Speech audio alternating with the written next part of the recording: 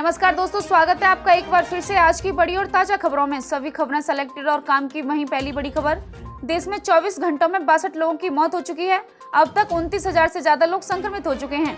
दरअसल दोस्तों, आपको बता दें कि देश में जानलेवा कोरोना वायरस का प्रकोप थमने का नाम नहीं ले रहा। हर रोज देश में कम से कम 1000 मामले सामने आ रहे हैं। स्वास्थ्य मंत्रालय के ताजा आंकड़ों के मुताबिक अब देश में संक्रमितों की संख्या 29,435 हो गई है। वहीं अब तक 934 लोगों की मौत हो चुकी है। हालांकि 6,869 लोग भी ठीक हुए हैं। सबसे ज्यादा संक्रमण के मामले मौत महाराष्ट्र में हुई हैं। जाने राज्यवार आंकड़े। दरअसल दोस्तों, आपको बता दें कि स्वास्थ्य मंत्रालय के मुताबिक महाराष्ट्र में 369, मध्य प्रदेश में 110, गुजरात में 162, दिल्ली में 54, तमिलनाडु में 24, तेलंगाना में 26, आंध्र प्रदेश में 31, कर्नाटक में 20, उत्तर प्रदेश में 31, पंजाब में 18, पश्चिम बंगाल में 20, राजस्थान में 46, जम्मू कश्मीर में 7, हरियाणा में 3, केरल में 4, झारखंड में 3, बिहार में 2, असम, हिमाचल प्रदेश, मेघालय और ओडिशा में एक की मौत हुई है। वहीं अगली बड़ी खबर, शरद पवार ने प्रधानमंत्री मोदी को लिखा पत्र, महाराष्ट्र को आर्थिक पैकेज देने की मांग। दरअसल दोस्तों, आपको बता दें कि राष्ट्रवादी कांग्रेस पार्टी अध्यक्ष शरद पवार ने रविवार को प्रधानमंत्री नरेंद्र मोदी को पत्र लिखा, जिसमें उन्होंने कोरोना वायरस के संकट से निपटने में महाराष्ट्र की उचित वित्तीय मदद करने की मांग की है। पत्र में वित्त मंत्री निर्मला सीतारमण को संबोधित करते हुए पवार ने लिखा, कोविड-19 महामारी और लॉकडाउन की वजह से महाराष्ट्र के अनुमानित व्यय और तमाम स्रोतों की प्राप्ति के बीच 1 लाख करोड़ रुपए का अंतर आएगा। इसके मद्देनजर उन्होंने केंद्र से अतिरिक्त अनुदान देने का अनुरोध किया है।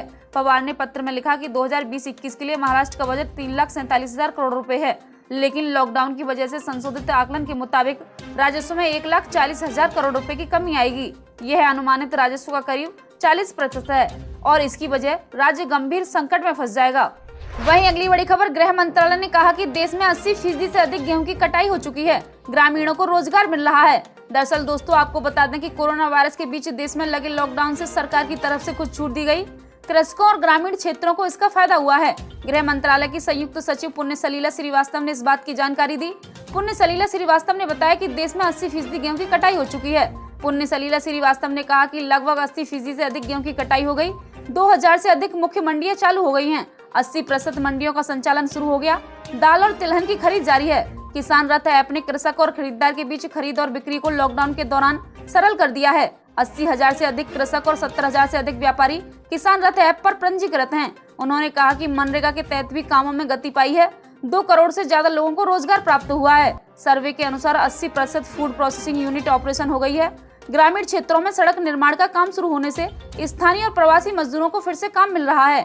उन्होंने कहा कि हालांकि यह बेहद जरूरी है, इन कामों को करते हुए हम हेल्थ प्रोटोकॉल का ख्याल रखें और मास्क पहनें। वहीं अगली बड़ी खबर, कोटा में फंसे असम के 391 छात्र पहुंचे घर, उन्हें क्वारंटीन में रखा गया। दरअसल दोस्तों, आपको बता दें कि कोरोना वायरस के प्रसार को रोकने के लिए प्रधानमंत्री नरेंद्र मोदी ने लॉकडाउन की अवधि को बढ़ाकर 3 मई कर दिया था। इस कारण राजस्थान के कोटा में विभिन्न राज्यों के छात्र फंस गए थे। वहीं अब कई राज्य वहां फंसे अपने छात्रों को वापस ला रहे हैं।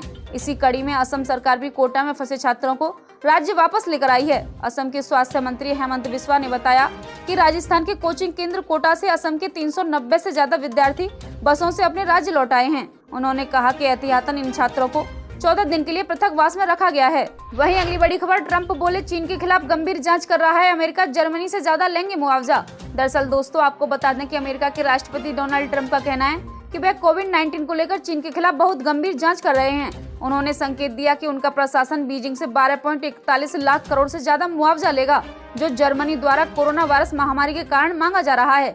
अमेरिका, ब्रिटेन और जर्मनी के नेताओं का मानना है कि यदि चीन ने पारदर्शिता बरती होती तो वायरस के शुरुआती चरणों में इसकी जानकारी साझा की होती, तो इतने सारे लोगों की दुर्भाग्यपूर्ण मौतें और वैश्विक अर्थव्यवस्था के विनाश से बचा जा सकता था।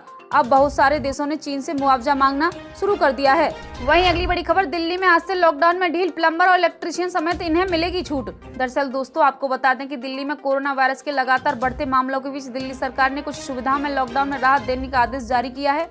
दिल्ली आपदा प्रबंधन प्राधिकरण की ओर से जारी इस आदेश में पशु चिकित्सकों, plumber, electrician, water purifier, mechanic और लैब टेक्नीशियन को छूट दे दी गई है। इसके साथ ही एजुकेशनल बुक स्टोर, पंखे की दुकानें खोलने की इजाजत भी दे दी गई है। ये सभी रियायतें आज से शुरू होंगी। दरअसल आपको बता दें कि केंद्रीय गृह मंत्रालय ने अपने आदेश में इन सभी सुविधाओं को छूट के दायरे में रखा था। अब दिल्ली सरकार ने भी इन्हें लागू कर दिया है। इससे पहले 19 को मुख्यमंत्री अरविंद केजरीवाल ने लॉकडाउन में किसी भी तरह की रियायत न देने की घोषणा की थी और 1 हफ्ते की समीक्षा के बाद आगे का निर्णय लेने की बात कही थी। 3 मई तक पूरे देश में लॉकडाउन है। ऐसे में इन सुविधाओं के अलावा बाकी चीजों में कोई छूट नहीं दी जाएगी। वहीं अगली बड़ी खबर, कोरोना से जंग में भारत के लिए राहत भरी खबर। 20 देशों की सूची में अब भारत 16वें नंबर पर। दरअसल दोस्तों आपको बता दें कि सर्वाधिक प्रभावित 20 देशों में भारत 16वें नंबर पर है। शीर्ष 11 देशों में मरीज 50,000 से ज्यादा हैं। अमेरिका सबसे सर्वाधिक मरीजों और मौतों के साथ पहले नंबर पर है। फिर स्पेन, इटली, फ्रांस, जर्मनी और ब्रिटेन है। धरती का स्वर्ग व कम जनसंख्या वाले स्विट्जरलैंड से भी भारत की स्थिति बेहतर है। दरअसल WHO और जॉन हॉपकिंस यूनिवर्सिटी के रिसोर्स सेंटर के अनुसार शाम तक स्विट्जरलैंड 15वें नंबर पर था, जहां कोरोना को दस्तक दिए 63 दिन हो गए और 29,061 संक्रमित थे।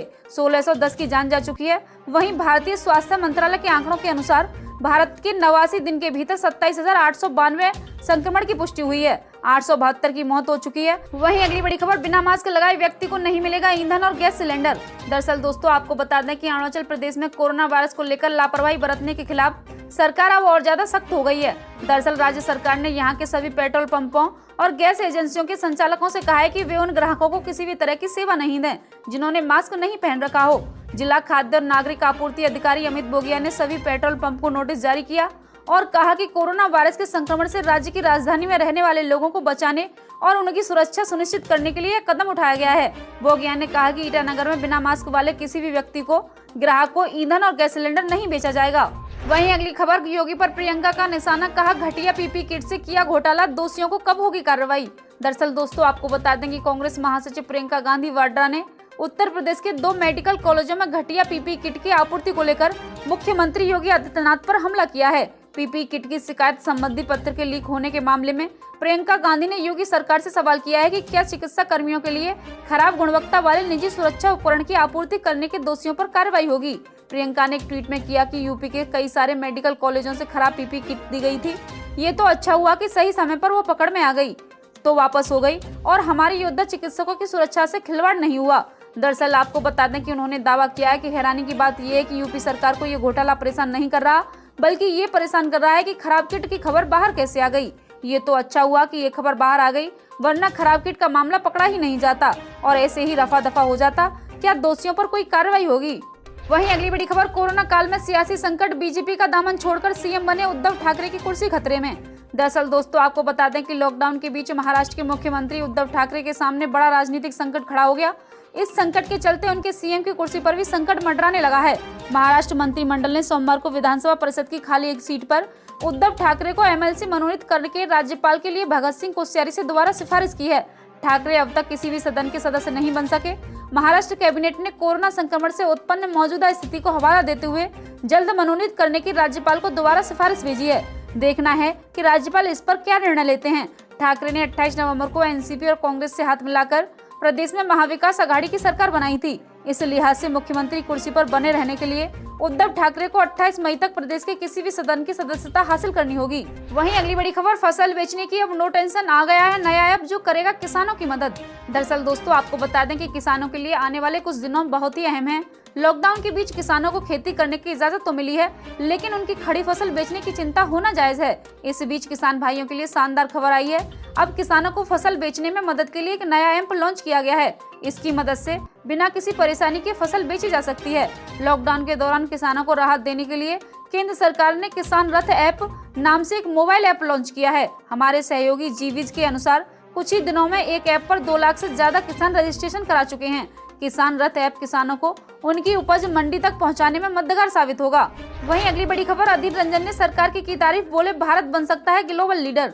दरअसल दोस्तों आपको बता दें कि देश में कोरोना संकट से निपटने के लिए केंद्र सरकार और राज्य सरकारें कई कारगर कदम उठा रही हैं। लोकसभा में कांग्रेस सदन अधीर रंजन चौधरी ने आज केंद्र सरकार के काम की तारीफ की है। उन्होंने कहा कि अगर ऐसे ही कारगर कदम जारी रहे तो भारत ग्लोबल लीडर बन सकता है। इससे पहले अधीर रंजन ने रविवार को पीएम मोदी को एक पत्र लिखकर देश के विभिन्न हिस्सों में प्रवासी मजदूरों की दुर्दशा का जिक्र किया था।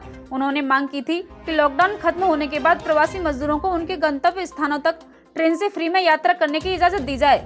यही नहीं, अधीर रंजन चौधरी ने प्रधानमंत्री के संबोधन पर सवाल खड़े करते हुए ये भी कहा, प्रधानमंत्री ने कोरोना वायरस मरीजों के इलाज के लिए 1 लाख बेड्स की जानकारी तो दी है, मगर रैपिड टेस्ट को लेकर और प्रोटेक्शन किट्स की उपलब्धि को लेकर कोई जानकारी नहीं दी है।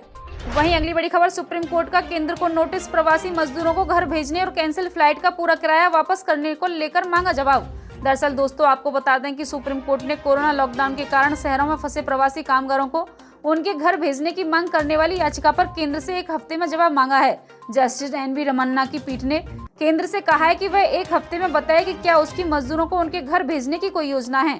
वकील प्रशांत भूषण की ओर से दायर याचिका में मांग की गई। लाखों मजदूर देश के विभिन्न हिस्सों में फंसे हुए हैं और उनकी बुरी हालत है।